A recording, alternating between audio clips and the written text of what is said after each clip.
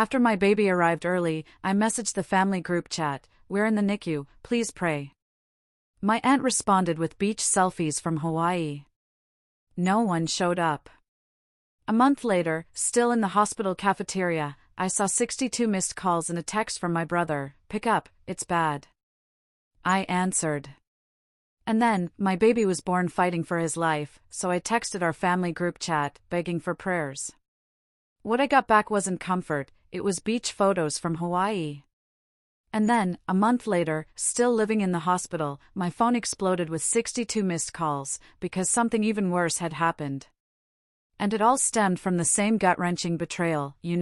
I always dreamed of motherhood. I pictured it, sleepless nights, sure, maybe a few tears, but always surrounded by love.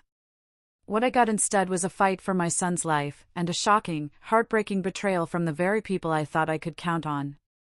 My name is Tiana, I'm 32, and I never could have imagined the raw strength I'd have to find when my son, Noah, arrived at just 28 weeks. My world didn't just shake that day, it fundamentally shattered. I remember sending that message to our family group chat, my fingers trembling as I typed. "We're in the NICU. Please pray for us." The first response wasn't a supportive message. It wasn't a comforting call. It was 5 perfect beach photos from my Aunt Karen, captioned, "Aloha from Maui. The weather is perfect." As if my message meant absolutely nothing. As if my son wasn't clinging to life. For 4 agonizing weeks, not a single family member came to visit. Not one. Then, one afternoon, while I sat numbly in the sterile hospital cafeteria, my phone exploded. 62 missed calls. A frantic text from my brother, Jake, answer. "This is bad." I knew, deep down, that something else devastating had just happened. And my heart sank, bracing for another blow. Before Noah, my life felt, complete. I had a marketing career I genuinely loved, helping small businesses grow their dreams. Every morning, I woke up excited, buzzing with creative energy. My husband, David, and I had been married for 3 years. We lived in a cozy 2-bedroom apartment in Seattle with our rescue cat, Luna. We had our routines, our favorite brunch spots, and a shared, quiet dream of starting a family. But that someday took a long, agonizing detour. For 2 years, we tried to conceive. 2 years filled with hope, and then the crushing heartbreak of 3 miscarriages. Each loss left a deeper scar, a raw, aching void that seemed to consume everything. David and I clung to each other, navigating a grief so profound it sometimes felt impossible to breathe. Doctors ran every test, prescribed every medication, monitored every hormone. Their diagnosis? Unexplained infertility. It didn't feel like a diagnosis, it felt like a cruel, indefinite sentence. "Maybe we should take a break," David suggested one night after our 3rd loss. Not from trying, but from making it our entire focus. Let's travel. Let's rediscover what made us happy before all this. He was right. We had become so consumed by the goal of having a baby that we'd forgotten how to simply be us. So, we planned a trip to Maine, 2 weeks of hiking, fresh seafood, and finally, reconnecting. For the first time in months, I slept through the night without those haunting anxiety dreams. And it was during that trip, in that peaceful, healing space, that I conceived Noah. We wouldn't know for another 3 weeks. My period was late, and I hesitantly took a test, desperately trying not to hope too much. When those 2 pink lines appeared, I couldn't believe my eyes. I took 3 more tests, just to be sure. Then I called David at work. "I'm pregnant," I whispered, as if saying it too loudly might make it disappear. The silence on the other end of the line was terrifying, until I heard a muffled, choked sob. "I'm coming home," he finally managed to say. Just 2 words, but they meant everything. My relationship with my extended family had always been complicated, to say the least. My mother died from breast cancer when I was just 15, leaving a gaping void no one could ever fill. My father remarried 2 years later to Eleanor. She was kind, but distant. We had a cordial relationship, never the deep mother-daughter bond one secretly craved. My mother's sisters, Karen and Betty, took vastly different approaches to their orphan niece. Aunt Betty tried her best. She'd invite me for sleepovers, teach me my mother's cherished recipes. But Aunt Karen? That was another story. As my mother's older sister, she seemed to harbor a deep-seated resentment toward me for reasons I never fully understood. Maybe I reminded her too much of my mom, or maybe she just found fault in everyone. "You're still carrying those extra pounds, I see," she'd comment at family gatherings, her eyes raking over me. Or, "When I was your age, I already owned a house, not just renting." Nothing I did was ever enough. Her side of the family, her perfect children, were always held up as the gold standard I should aspire to. So, when I announced my pregnancy to the family during a Sunday dinner at my father's house, the reactions were mixed, at best. "Well, it's about time." "You're not getting any younger," Karen remarked, sipping her wine, her words laced with veiled criticism. "Let's hope you carry this one to term." My father offered a brief, almost perfunctory congratulation before swiftly changing the subject to my stepbrother's recent promotion. Only my younger brother, Jake, showed genuine, unbridled excitement, peppering me with questions about due dates and names. "Don't let them get to you," David whispered as we drove home, sensing my deflation. "We're going to be amazing parents, with or without their support." I desperately wanted to believe him, but the lukewarm response from my family left me feeling hollow, profoundly alone. Throughout my first trimester, I dutifully sent ultrasound photos to our family group chat. My father would respond with a simple thumbs-up emoji. Aunt Betty occasionally asked how I was feeling. Aunt Karen either ignored the messages completely or deliberately changed the subject to something entirely unrelated. By my second trimester, I had stopped sharing updates with the general chat, only confiding in Jake, who always responded with infectious enthusiasm.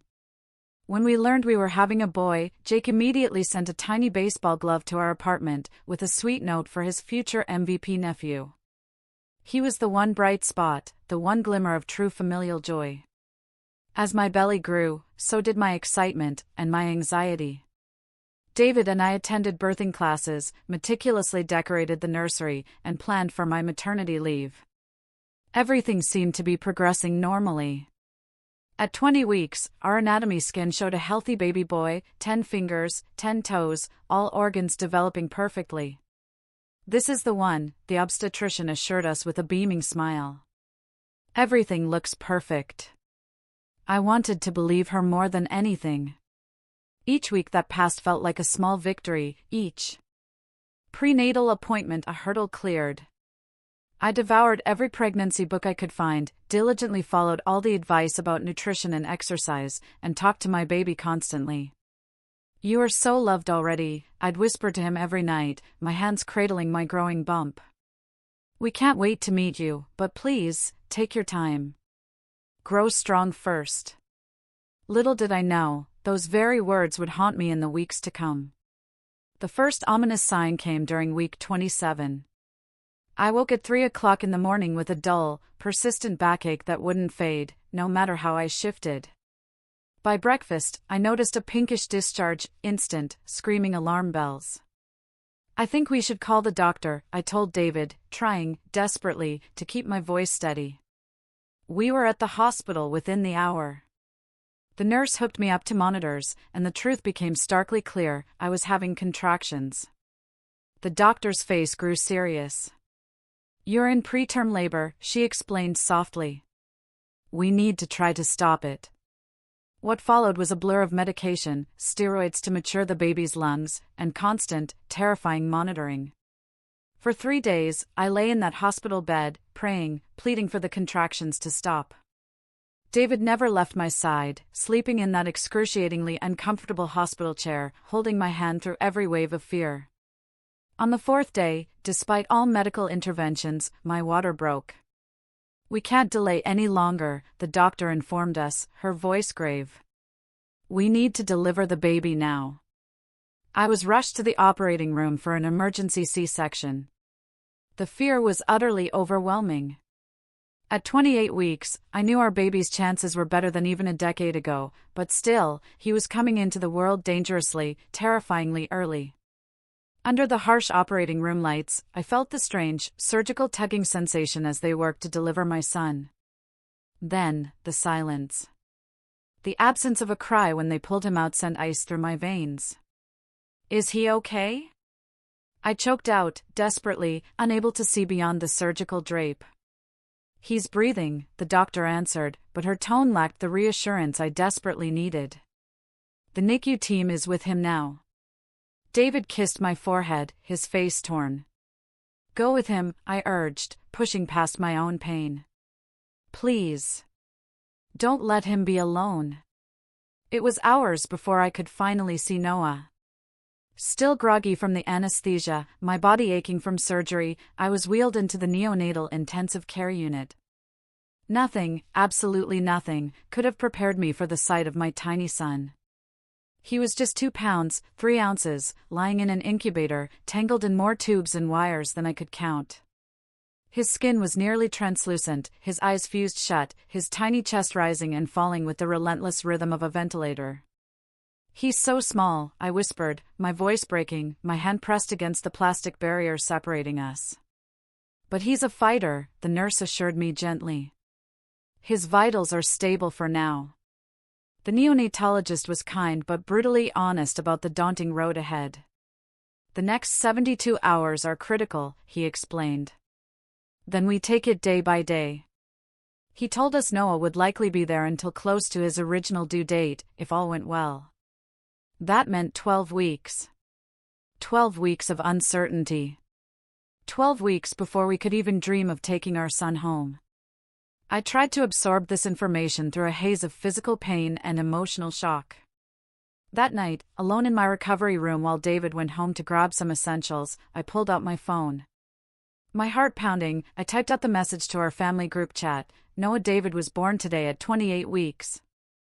He weighs 2 pounds 3 ounces. We're in the NICU and would appreciate your prayers and support during this difficult time."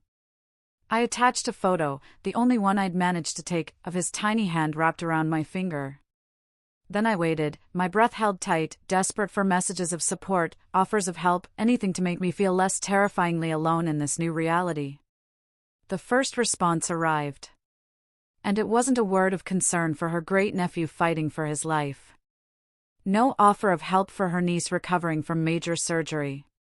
Instead, Aunt Karen sent 5 photos from her Hawaii vacation, captioned, "Aloha from Maui. The weather is perfect." I stared at my phone in stunned disbelief. Surely, she'd seen my message. Surely, she understood the gravity of what we were going through. I waited. For my father, for Aunt Betty, for any of my cousins to acknowledge what had happened. Silence. Crushing, deafening silence. Jake was the only one who called immediately. "I'm so sorry, G," he choked out. "Is there anything I can do? Do you need me to come?" I broke down then, sobbing into the phone, the words tumbling out. "He's so tiny, Jake. I'm so scared." "I'll try to get a flight out this weekend," he promised instantly. "Have Mom and Dad been by yet?" I hesitated, a bitter taste in my mouth. No one has responded, except Aunt Karen, with vacation photos. The silence on the other end spoke volumes. "That's messed up," he finally said, his voice tight. "I'll call Dad and let him know how serious this is." But even after Jake's intervention, the responses were tepid at best. My father texted, "Sorry to hear about the complications. Let us know if you need anything." No visit. No call. Aunt Betty sent a brief message, praying for the little one, adding, "These hospitals work miracles these days." It was as if they couldn't grasp the magnitude of what was happening. Or, worse, they simply didn't care enough to try. David was furious when he returned and I showed him the messages. "How can they be so callous?" he raged. "This is their flesh and blood fighting for his life." Maybe they don't understand how serious it is, I suggested, trying to make excuses for them even as my heart fractured a little more. I'll call them, David offered.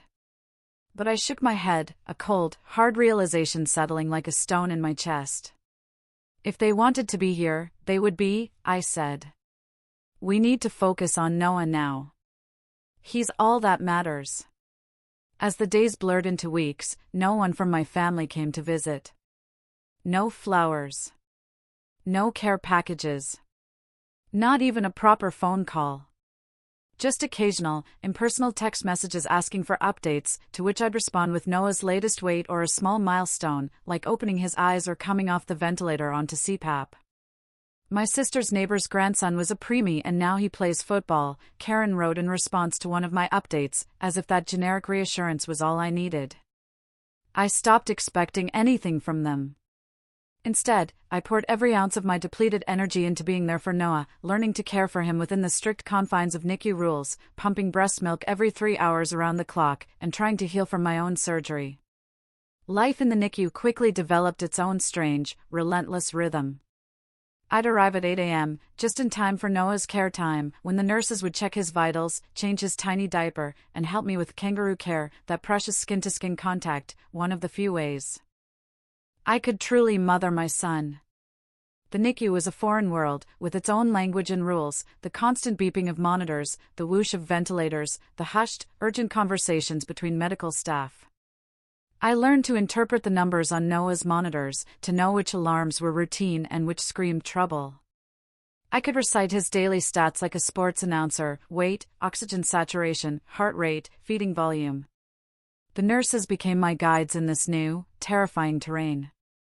Maria, with 20 years of experience, taught me how to touch Noah without overwhelming his sensitive nervous system. Jen showed me how to carefully change his diaper around all the wires and tubes. Thomas, the night nurse with incredibly gentle hands, always had updates ready when I called at 2 a.m., unable to sleep for worrying. "You're doing great, Mama," they would tell me, a simple reassurance I clung to when everything else felt like it was spiraling out of control. Between care times, I'd sit by Noah's incubator for hours, reading books aloud or just talking to him in a soft voice. I told him about the home waiting for him, about his dad who loved him so much, about the cat who would be his first friend. Sometimes I'd sing lullabies, not caring who heard my off-key voice. Every 3 hours, I'd retreat to the pumping room, a small space with 3 curtain stations where NICU mothers expressed milk for their fragile babies. It was there that I met other women living the same nightmare. Sarah's twins had been born at 26 weeks. Jessica's daughter had a congenital heart defect. Monica's son had Down syndrome and a bowel obstruction. Different circumstances had brought us to the same room, our bodies producing milk for babies we could barely hold. My mother-in-law said I should just formula feed since he can't breastfeed yet anyway, Jessica confided one afternoon as we sat with our pumps. She doesn't understand why I'm putting myself through this. My sister asked if I was still stuck at the hospital all day, Monica added, rolling her eyes, as if I'm here by choice. These women understood what my family could not: the profound grief of leaving the hospital without your baby, the physical pain of recovering from birth while spending 12 hours a day in an uncomfortable chair, the emotional whiplash of celebrating the smallest victories while living in constant fear of setbacks. We formed a text group, checking in on each other's babies, offering support when the journey got too overwhelming. They became my NICU family, bound by an experience I would never have chosen, but couldn't possibly navigate alone. Midway subscribe line, by the way, if you're still with me on this emotional roller coaster, please hit that subscribe button. I have so many more unbelievable stories and profound life lessons to share, and I'd love for you to be a part of this community. Now, back to Noah's fight for life. David tried his best to be present, but reality set in quickly. His company offered only 2 weeks of paternity leave, which he had to take immediately after Noah's birth. After that, he returned to work, coming to the hospital in the evenings and on weekends. "I hate leaving you both," he confessed on his first day back. "It feels wrong. We need your health insurance now more than ever," I reminded him, my voice flat. "And someone has to earn money. The bills aren't going to stop because our lives did." The financial reality of our situation was becoming clearer, more daunting, with each passing day. Even with insurance, the cost of a NICU stay was astronomical. Every day added thousands of dollars to our medical debt. My own unpaid maternity leave had started sooner than planned, and with Noah's extended hospital stay, I was facing the possibility of having to return to work before he even came home. David and I would meet in the hospital cafeteria for dinner, picking at bland food while discussing logistics, who would take the morning shift at the hospital. Had the insurance approved the latest procedure? Could we negotiate with my boss for a longer leave? Should we consider taking out a loan to cover expenses? These practical conversations kept us functioning, but they left little room for processing the raw emotional trauma we were experiencing. At night, alone in our bed, while David slept on the pull-out couch to give me space to recover, I would sob silently into my pillow, overwhelmed by fear, guilt, and profound loneliness. The absence of my family's support became more conspicuous, more painful, with each passing day. I'd scroll through social media during the long hours by Noah's bedside, seeing updates from their lives. My father and stepmother at a concert. Aunt Karen posting about a family dinner where I hadn't been invited. Cousins gathering for a weekend at someone's lake house. Life was continuing for them, as if nothing had changed, while my world had completely shattered and reformed around the sterile, relentless rhythm of the NICU. Each photo, each casual update about their normal, carefree lives, felt like a deliberate reminder of my exclusion, of how little they seemed to care about Noah's desperate fight or my own agonizing struggle. I tried to push down the hurt, to focus only on what mattered. Noah was making slow, but steady, progress. He had been moved from the ventilator to CPAP, a less invasive form of breathing support. He was tolerating small amounts of my breast milk through a feeding tube. His weight had increased to 2 pounds 8 ounces by the end of the second week. He's doing everything we want to see, Dr. Patterson, the neonatologist, assured me during rounds. But remember, this is a marathon, not a sprint. I settled into the NICU routine, finding small comforts where I could. The reclining chair by Noah's incubator became my second home. I kept a journal of his daily progress, documenting each milestone, no matter how tiny: first time opening his eyes. First time wrapping his entire hand around my fingertip. First time receiving a full feeding without setting off alarms. These tiny victories sustained me through the darkest moments, the times when the isolation threatened to overwhelm everything else. In the absence of my family's support, I created a new support system: medical professionals, fellow NICU parents, and the few true friends who made the effort to check in regularly. By the 4th week, Noah had graduated to an open crib, finally maintaining his own body temperature, a significant milestone for a preemie. He still needed oxygen support and feeding assistance, but he was growing stronger every day. His features were becoming more defined, less alien, more like the baby I had imagined during my pregnancy. "He has your nose," David remarked one evening, as we both hovered over the crib, a rare moment when we were able to be at the hospital together. "And your chin," I added gently, stroking Noah's cheek with one finger. "He's perfect." These were the moments that made the endless hours at the hospital worthwhile. These were the memories I recorded carefully, knowing that someday I would tell Noah the story of his difficult beginning. And I wanted to remember not just the struggle, but also the triumph. On the 28th day of Noah's life, I had settled into the familiar, exhausting routine. Morning rounds had gone remarkably well. Noah was up to 3 pounds, a weight that felt nothing short of miraculous, considering where we'd started. He was even taking more of his feedings by mouth, a promising sign that his feeding tube might soon be removed. He might be ready for his first proper bath today, Maria, one of my favorite nurses, suggested during morning care time. "Would you like to try?" It was a milestone I had eagerly anticipated. The nurses had given Noah sponge baths since birth, but this would be different. A chance to truly care for my baby in a way that felt normal.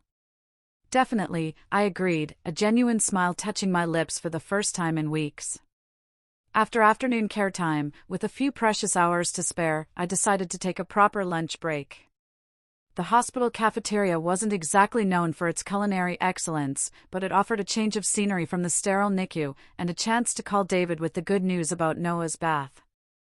I found a quiet corner table and unwrapped my sandwich. As I pulled out my phone to dial David, I noticed something strange. The screen was ablaze with notifications. 62 missed calls. 28 text messages. 9 voicemails. Most were from Jake, with timestamps indicating he'd been trying to reach me for hours. My heart began to pound, a cold dread seizing me. I opened his most recent text, "Tiana, answer your phone. This is bad." With trembling fingers, I called him back.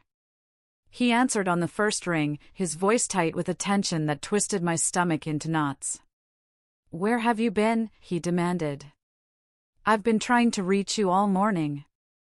"I'm in the NICU, as always," I snapped, my phone always on silent in Noah's room. "What's going on?"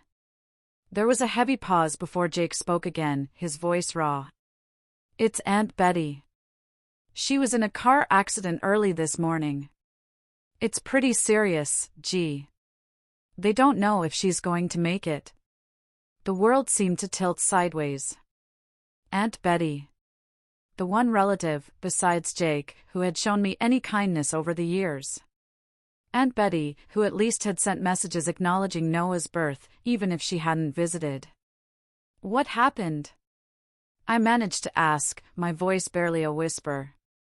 "Drunk driver ran a red light, hit her driver's side. Internal bleeding, head injury. They've taken her into surgery." Jake's voice cracked slightly. "Everyone is at Memorial Hospital now." Dad asked, "Why you're not there yet?" A bitter, hysterical laugh escaped my throat before I could stop it. "He asked why I'm not there? Are you serious, Jake?" "What do you mean?" "I've been sitting with my premature son in the NICU for 4 weeks, fighting for his life, and not one person from our family has bothered to visit. Not Dad, not Eleanor, not Aunt Karen, not any of the cousins. No one except you has even called to check on us." The silence on the other end of the line was thick, telling me Jake was processing this, truly hearing it for the first time. "That can't be right," he finally said, his voice laced with confusion. "They said they were visiting regularly.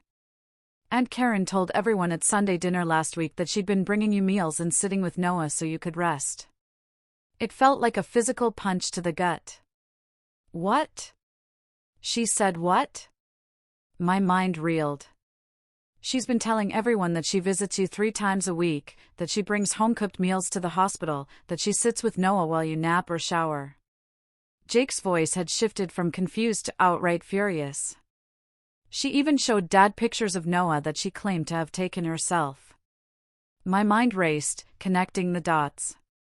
The only pictures I'd ever sent to the family chat were the ones I took. She must have saved them and pretended they were hers. What about the others? Dad? Aunt Betty, before the accident? No one, Jake. No one has been here. My voice broke as the full, crushing weight of the betrayal hit me. They've all known where we are. They've all known how serious this is. And no one came. I could hear Jake's breathing change, could practically feel his righteous anger through the phone. I knew something was off. I kept asking why they weren't talking about Noah more, and Karen would always say that you wanted privacy, that you were tired of everyone asking for updates. That's the opposite of the truth. I've been sending updates to the family chat every few days, and most of the time, no one even responds. Then a terrifying thought struck me. I haven't been seeing those messages. I wonder if she created a separate group without me. There was the sound of movement, as if Jake was pacing, his frustration palpable. This is unbelievable. I wiped away tears, suddenly aware that people at nearby tables were starting to notice my distress. I can't leave Noah to come to Memorial, I choked out. He's still too fragile, and I need to be here for his care times. I understand, Jake said, his voice softening with understanding, but hardening with resolve. I'll go. But Tiana, this is not over. They can't get away with treating you and Noah like this. After hanging up with Jake, I sat frozen in that cafeteria chair, my sandwich untouched. The magnitude of what I had just learned was almost too much to process. Not only had my family abandoned me during the most traumatic experience of my life, but Aunt Karen had actively, maliciously lied about it, pretending to be supportive while leaving me to struggle completely alone. Why? What possible, twisted reason could she have for such cruelty? And how had everyone else accepted her lies without question, never bothering to call me directly or verify her claims? The memory of all those nights I had cried myself to sleep, wondering why my family didn't care enough to visit, now took on a horrifying new dimension. This wasn't simple neglect. This was deliberate, calculated deception. I checked the time, realizing I needed to get back to the NICU for Noah's afternoon care. Despite the emotional bombshell, my son's needs came first. I would have to process this gut-wrenching revelation later. As I walked back to the NICU, my phone buzzed with a new text from Jake, just arrived at Memorial. Everyone is here. We'll update you on Aunt Betty soon. And I am going to get to the bottom of this. I took a deep, shaky breath and pushed through the NICU doors, determined to be present for Noah, despite the storm raging inside me. He deserved a mother who could put aside her own pain to care for him. And that was exactly what I intended to be. 2 days after the gut-wrenching revelation about Aunt Karen's lies, Jake arrived at the NICU. His face was a mixture of exhaustion and grim determination. He'd been splitting his time between the two hospitals, checking on Aunt Betty, who remained in critical condition but had thankfully survived her surgery, and finally coming to meet his tiny nephew for the very first time. "Oh my God," he whispered, his voice thick with emotion, when he first saw Noah in his open crib. "He's so tiny. 3 pounds, 2 ounces, as of this morning," I said proudly, a fragile joy blooming as I reported his almost full pound gain from birth. Jake's eyes filled with tears as he carefully, reverently, touched Noah's hand with one finger. "He's perfect, G. Absolutely perfect." The nurse showed Jake how to properly sanitize his hands and arms before helping him settle into the recliner for his first kangaroo care session. I watched, my heart swelling, as my brother's face transformed from nervous awe to pure, protective love when the nurse gently placed Noah against his chest. "I can feel his heart beating," Jake murmured, his voice hushed. "It's so fast." "That's normal for preemies," I assured him, smiling through my own tears. "Everything about them works overtime." For an hour, Jake sat motionless, afraid to disturb the tiny baby sleeping so peacefully on his chest. I snapped photos, wanting to capture this precious moment of pure love amidst all the chaos. When the nurse came to put Noah back in his crib for his next assessment, Jake looked physically pained to let him go. "I can't believe they haven't seen him," he said, his voice laced with indignation once Noah was settled. "And I can't believe they haven't been here for you." The raw anger in his voice perfectly matched the fury that had been building inside me since our phone call. "What have you found out?" I asked, leading him to the NICU family room where we could finally talk privately. "It's worse than we thought," Jake said, running a hand through his hair, his brow furrowed. "Karen has been systematically isolating you from the family for months, maybe even years. After you announced your pregnancy, she started telling everyone that you wanted space, that you were stressed and needed minimal contact." I shook my head in utter disbelief. "That makes no sense. Why would anyone believe that?" "Because she did it gradually, and she's incredibly convincing," Jake explained, his frustration evident. "She would say things like, 'I just talked to Tiana yesterday, and she asked for some privacy right now.' Or, 'Tiana is overwhelmed with visitors, she needs a break.' But no one bothered to call you directly." Jake sighed, a sound of deep weariness. "You know how our family is. Communication has never been our strong suit since Mom died. Everyone defers to Karen because she's the oldest, and she's skillfully positioned herself as the family matriarch." He pulled out his phone and showed me screenshots of a separate family chat group, one that I wasn't a part of. In it were messages from Karen, updating everyone on Noah's condition, sharing the photos I had sent to the original group chat, but acting as if she had taken them herself. She constantly implied that I was too fragile for visitors or calls. She even told Dad that you specifically asked him not to come, Jake added, his voice dripping with disgust, because seeing him would remind you too much of Mom, and you couldn't handle that emotional stress on top of everything else. That is absolute nonsense. I exploded, my voice rising enough that a passing nurse glanced at us with concern. I instantly lowered my tone, but the intensity remained. I would have given anything to have family support these past weeks. I know, Jake said, squeezing my hand, a silent promise in his eyes. And now they know, too. When I got to Memorial and everyone asked why you weren't there, I told them the truth. That you had been alone in the NICU for a month, that no one had visited, and that you had no idea about Aunt Betty because no one had bothered to maintain real contact with you. How did they react? I asked, a mix of apprehension and anticipation churning in my stomach. Dad was in shock, Jake recounted. He kept saying that Karen had told him you were getting all the support you needed, that you were doing well. Aunt Betty's daughter, Lisa, was absolutely furious. She said Karen had told her specifically not to visit you because the NICU had strict visitor limitations, and your spots were all taken by Dad and Karen. Each new lie felt like another shard of betrayal piercing my heart. People I had grown up with, people who should have known better, had allowed one manipulative person to dictate their relationship with me during the most vulnerable, terrifying time of my life. I want to confront her, I declared, a new, steely resolve hardening within me. I want everyone to hear what she has done. Jake nodded, a grim satisfaction on his face. I thought you might say that. I've set up a video call for this evening. Everyone will be in Aunt Betty's hospital room, and we can connect you from here. They all want to see Noah, and hear directly from you. The thought of facing everyone, of laying bare the raw, ugly truth of my isolation, was both terrifying and utterly necessary. For Noah's sake, and for my own, I needed to reclaim my voice and my family. That evening, with Noah sleeping peacefully in his crib beside me, Jake called from Aunt Betty's hospital room. On my screen, the faces of my family appeared, gathered solemnly around a laptop. My father, looking older, more worn than I remembered. Eleanor, her hand resting gently on his shoulder. Cousins Lisa and Mark, Aunt Betty's children. And there, at the very edge of the frame, Aunt Karen, her expression carefully, unnervingly neutral.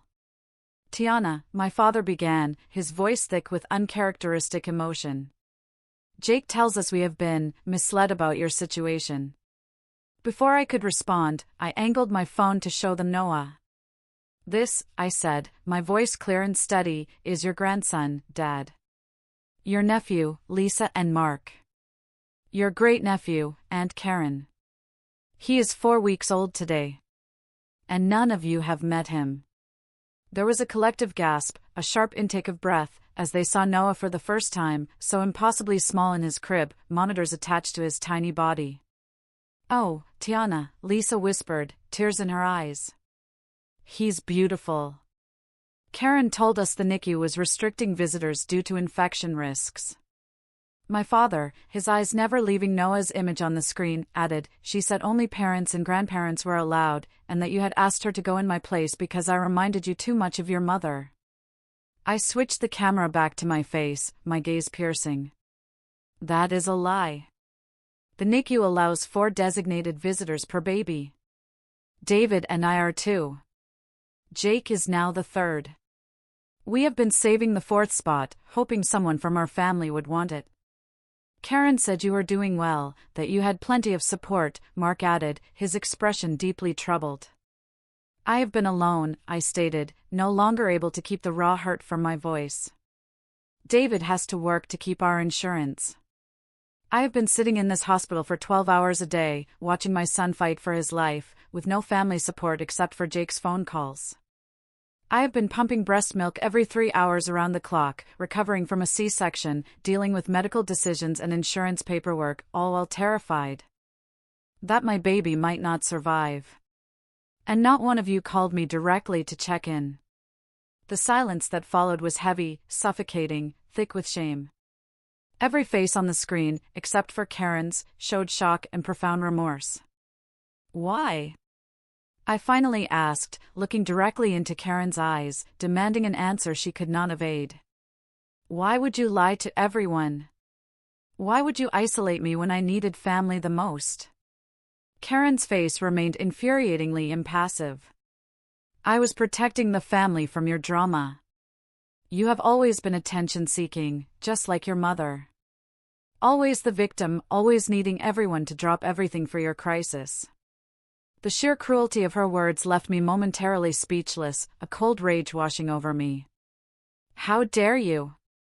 Jake's voice cut through, hard with anger. Tiana's son is in the NICU. This is not drama or attention-seeking. I visited once, Karen continued, brazenly, as if Jake hadn't spoken. The first week. You were sleeping, so I didn't wake you. I saw enough to know that the nurses had everything under control. There was no need for the entire family to upend their lives. You never visited, I said, finding my voice again, my tone glacial. Not once. If you had, any of the nurses would remember you, and they would have logged you in as a visitor in our record. Are you calling me a liar? Karen's voice rose defensively, her composure finally cracking. Yes, I said simply, unequivocally. I am calling you a liar. You lied to everyone about visiting me. You lied about me asking for privacy. You lied about the NICU policies. And you stole the photos I sent to the family chat to pretend you had taken them yourself. The faces on my screen collectively turned to Karen, who was now visibly flustered, her carefully constructed facade crumbling. I was trying to spare everyone the constant medical updates and drama, she insisted, her voice shrill. No one needs to hear every detail about every ounce the baby gains or every test result. That was not your decision to make, my father said, his voice sharper, colder than I had heard it in years. That was for us to decide. You took that choice away from all of us. What followed was painful, excruciating, but absolutely necessary. One by one, family members shared what Karen had told them about me, about Noah, about the situation. The tangled web of lies was so extensive, so intricately woven, that it took nearly an hour to unravel it all. Throughout, Karen alternated between defensive justifications and tearful claims that she had only been trying to help. By the end of the call, clear, unyielding boundaries had been drawn. My father and Eleanor would be coming to meet Noah the very next day.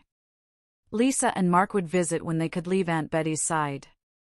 And Karen?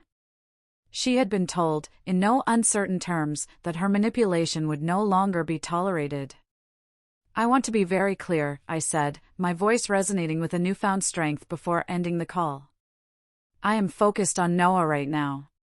His health and well-being are my absolute priority. I do not have the emotional energy to maintain relationships with people who cannot respect me, or who bring negativity into our lives. Moving forward, I will choose carefully who is part of our family circle. Blood relation alone is not enough. With those words, I disconnected the call. Emotionally drained, yes, but strangely lighter, as if a monumental burden I had been carrying for years had finally, mercifully, been set down. The morning after that explosive video call, I arrived at the NICU to find my father and Eleanor already there, waiting. They'd come early to speak with the doctors before I even arrived. Seeing my father standing outside Noah's room, his face etched with a combination of awe and deep regret as he peered through the window at his tiny grandson, unlocked something deep within my chest. Dad, I said softly, approaching him. He turned, and for the first time since my mother died, I saw him cry openly, unreservedly. Tiana, I am so sorry. I should have known better. I should have called you directly. Part of me wanted to maintain my anger, to hold him accountable for his heartbreaking absence. But seeing his genuine, raw remorse weakened my resolve. You should have, I agreed, my voice catching. But you're here now. Eleanor stepped forward, her usual reserved demeanor replaced with an earnest, gentle concern. "We brought some things for you and Noah," she said, indicating a large bag at her feet. "The nurses told us what might be helpful." Inside, I found soft preemie clothes, a journal specifically designed for NICU parents to track milestones, a gift card for the hospital cafe, comfortable slippers for me, and several books to read to Noah. The nurses also gave us thorough instructions on how to visit properly, my father added, his voice raspy. "We've been here for an hour, learning all the protocols and getting our visitor badges." Their effort was a starting point, a tangible gesture that acknowledged the profound depth of their previous neglect. Together, we entered Noah's room, where a nurse was checking his vital signs. "Good morning, little man," she said cheerfully to Noah.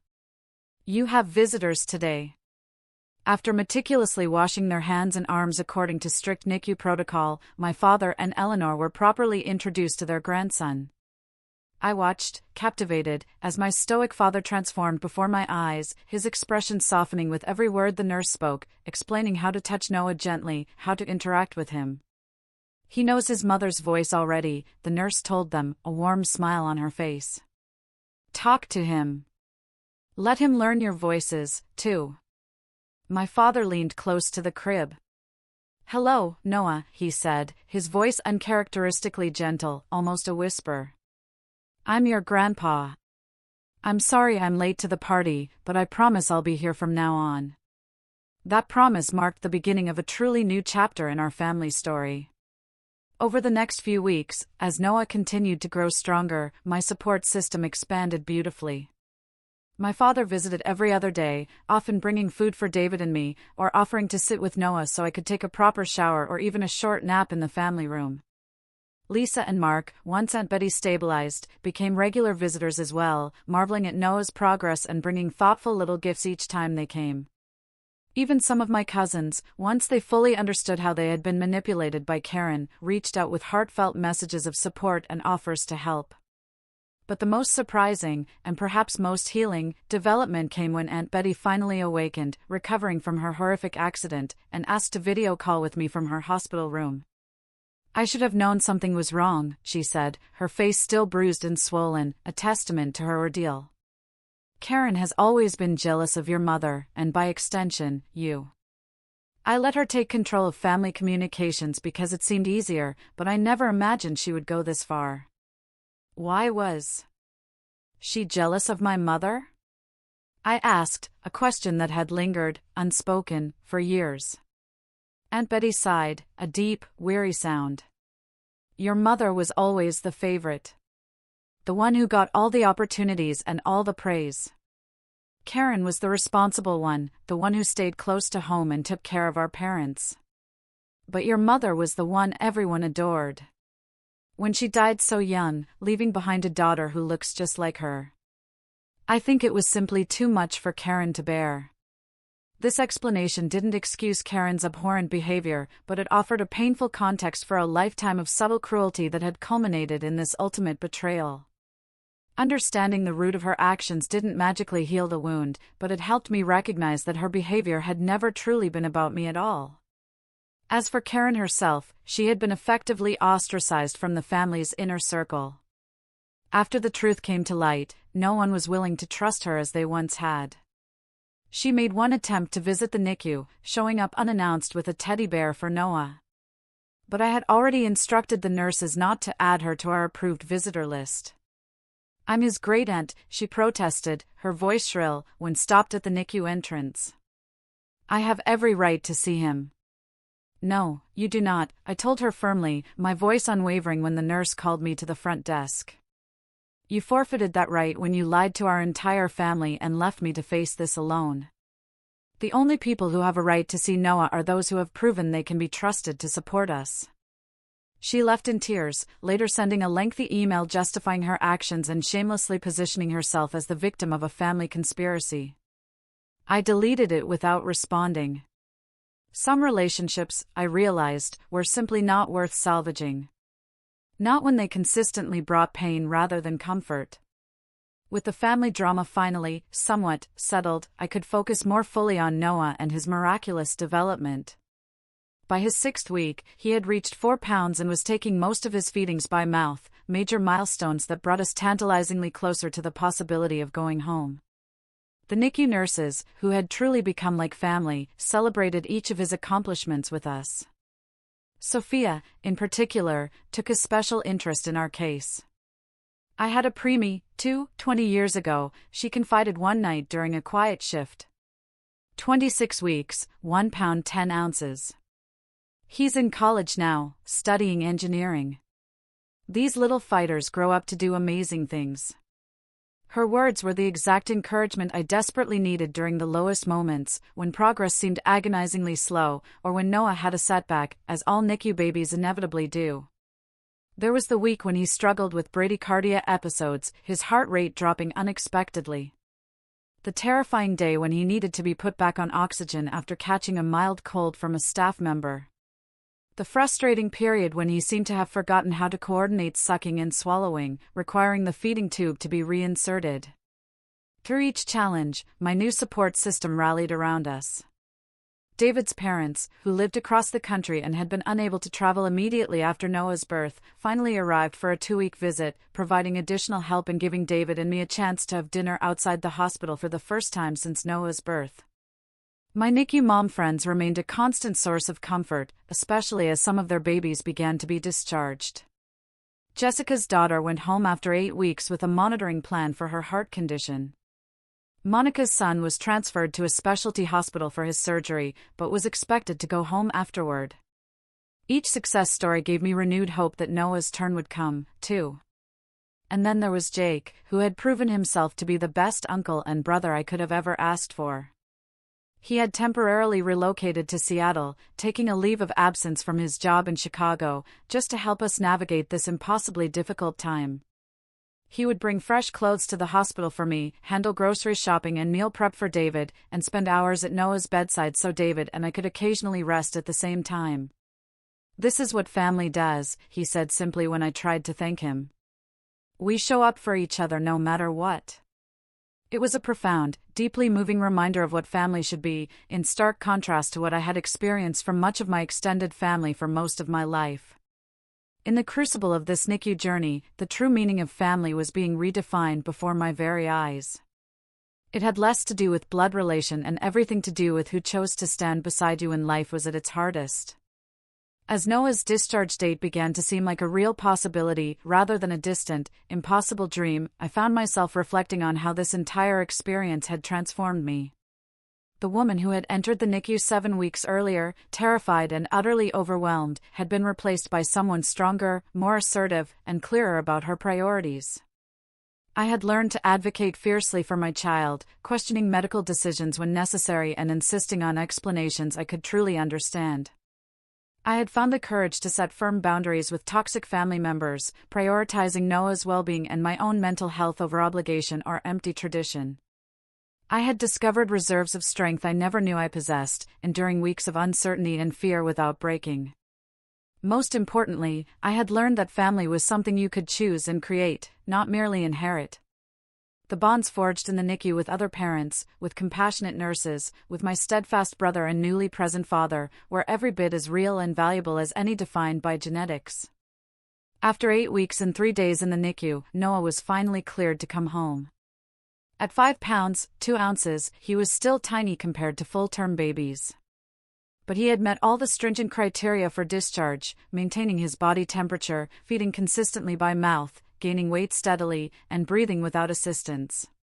The morning we prepared to leave the hospital was filled with conflicting emotions, immense joy and excitement, certainly, but also a raw anxiety about caring for him without the constant, reassuring support of the medical team.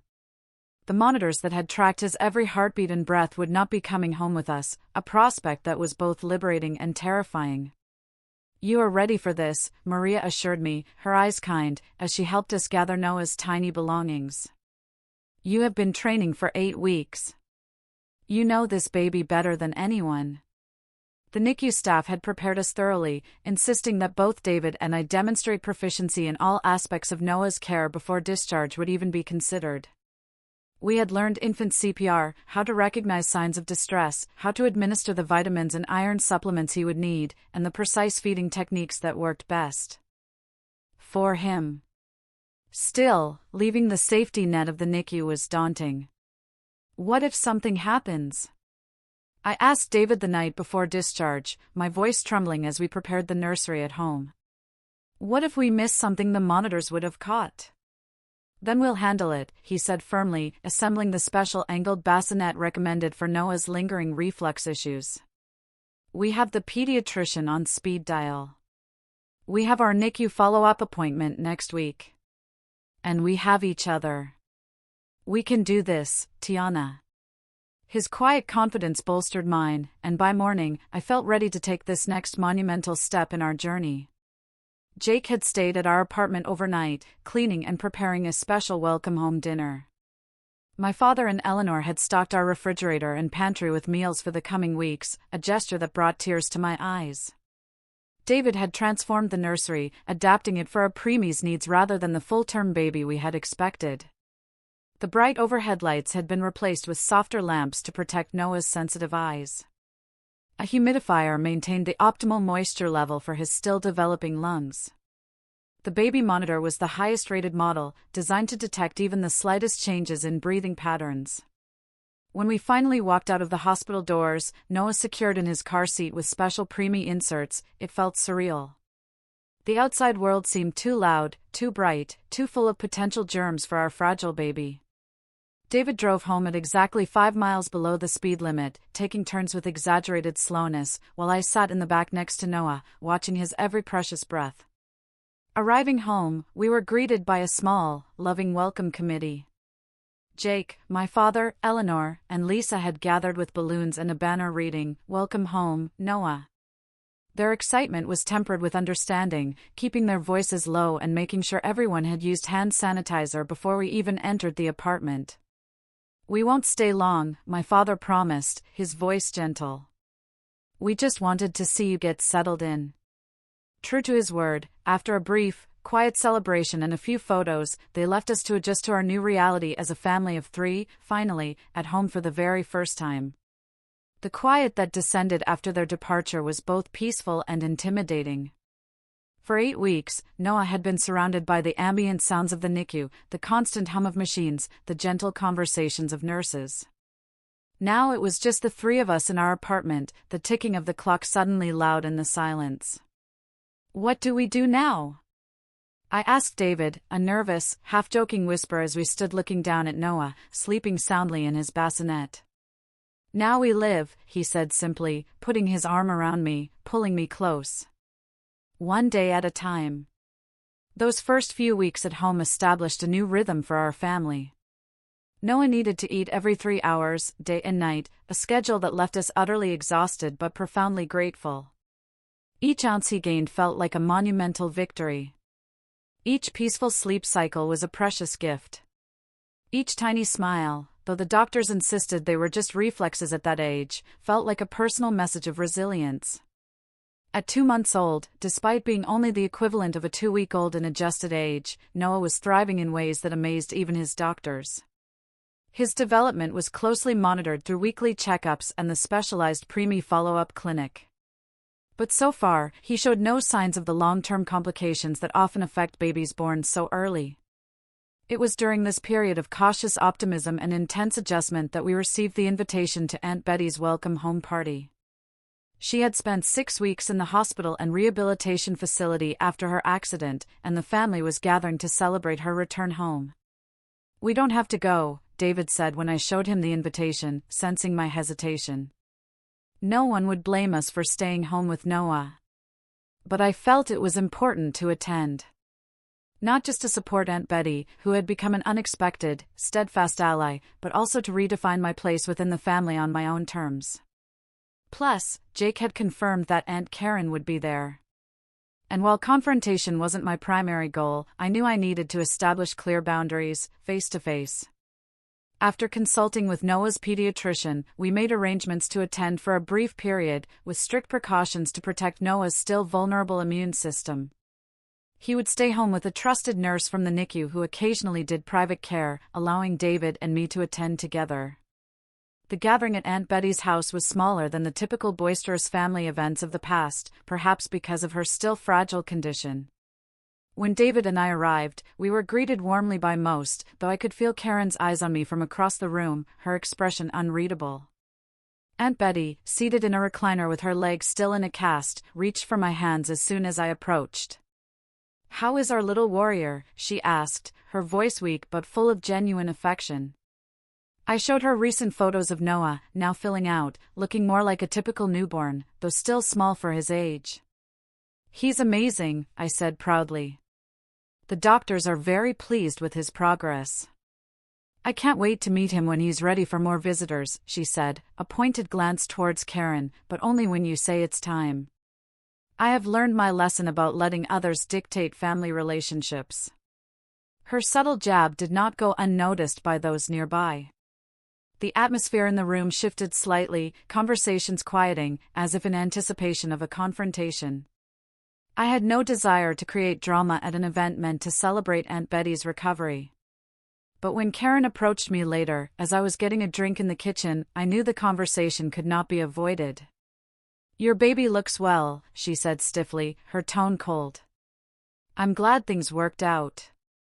The casual dismissal of the traumatic experience we had endured, the blatant minimization of Noah's fight for survival as something that simply worked out, ignited a calm, chilling anger within me. "His name is Noah," I said evenly, my voice quiet but cutting. "And yes, he is doing well now. Despite the fact that he spent the first 2 months of his life in the hospital without the support of his extended family, because of your lies. I think there have been misunderstandings on both sides," she began, trying to deflect. "No," I interrupted, keeping my voice low but firm, my gaze unwavering. "There has been deliberate deception on your side, and that is not something I can simply forget. I don't expect an apology, because I don't believe you think you did anything wrong. But I want to be very clear about something: you will not have a relationship with my son unless you can acknowledge the harm you caused and make genuine amends." Her face flushed crimson with anger. "You can't keep me from my great-nephew. I am family. Being family is not just about blood, Karen," I countered, my voice strong. "It is about trust, support, and genuine care. You have shown none of those things. So yes, I can, and I will, decide who has a place in Noah's life. And right now, that does not include you." I left her standing there, fuming in the kitchen, rejoining David in the living room with a profound, almost unexpected sense of peace.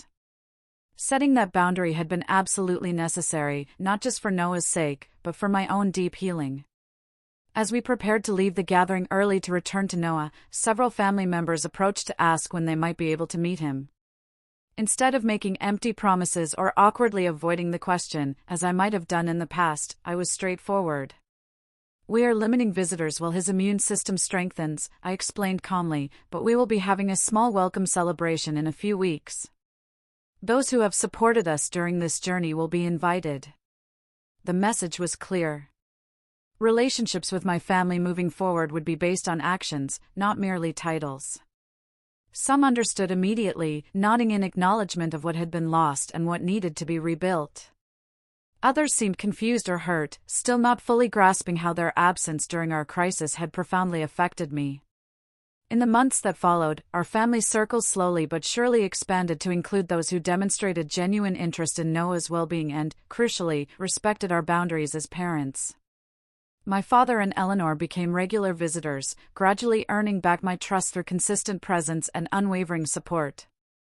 Jake remained our most devoted family member, eventually making the permanent move to Seattle to be closer to us.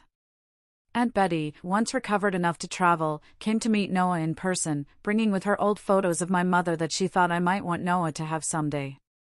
It was during her visit that she shared even more about the complicated history between my mother and Karen, helping me understand that the roots of Karen's resentment ran deep and had little to do with me personally. "It doesn't excuse what she did," Aunt Betty emphasized, her voice firm. "But sometimes understanding the why can help with letting go of the anger, even if you never let that person back into your life." She was right. While I maintained the boundary with Karen, refusing to pretend everything was fine for the sake of family harmony, I gradually released the anger I had carried. It was a heavy burden I simply could not afford while raising a child who needed all the positive energy I could provide. Noah's first birthday, marked both on his actual birth date and his due date, as is customary for preemies, was a celebration of more than just his life. It was a recognition of the arduous journey we had all taken, of the strength we had discovered, and of the family we had created, not just through birth, but through conscious, intentional choice. Looking around at the people gathered in our home, I saw the NICU nurses who had become dear friends, the other preemie parents who had walked the journey alongside us, my brother who had stood by me when others had not, my father, who had earned his way back into our lives, and David, my steadfast partner through it all, holding our thriving 1-year-old son. This was family, I realized. Not the one I had been born into, but the one we had meticulously built through crisis and love, through boundaries and forgiveness, through deliberate choices about who deserved a place in our sacred circle. The NICU experience had nearly broken me. But in rebuilding myself, I had created something stronger than before. I had learned to trust my instincts, to advocate fiercely for those I loved, and to recognize that sometimes the most painful experiences lead to the most profound, transformative growth. Noah would grow up knowing this story someday, not as a tale of family betrayal, but as a testament to resilience and the unwavering power of choosing your own path. He would know that he was wanted, fought for, and cherished from his very first breath. He would understand that family is defined not by obligation, but by love and action, by who truly shows up when it matters most. As I watch him now, taking his tentative first steps, babbling his first words, discovering the world with pure wonder in his eyes, I am eternally grateful for the difficult journey that brought us here. Without it, I might never have found the courage to create the life, and the family, we truly deserved. Have you ever had to redefine what family means to you? Who showed up for you during your darkest moments, and did they surprise you? I genuinely want to know. Please share your experiences and thoughts in the comments below. And if this story resonated with you, if it sparked something in your own heart, please like, subscribe, and share it with someone who might need to hear that they are absolutely not alone in their struggles. Thank you for listening to my story. Take care.